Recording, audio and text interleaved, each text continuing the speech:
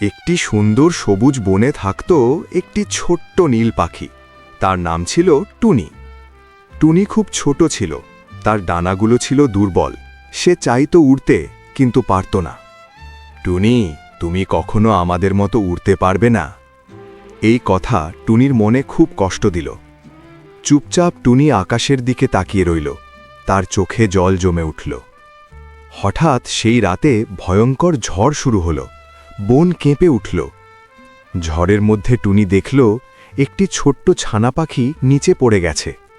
টুনি ভাবল, আমি ছোট, কিন্তু যদি এখন না যাই ও বাঁচবে না। সব শক্তি দিয়ে টুনি ছানাটিকে নিরাপদ জায়গায় নিয়ে এলো।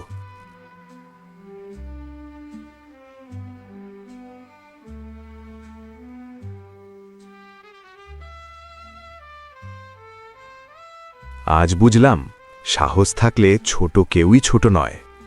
সাহসী আসল শক্তি।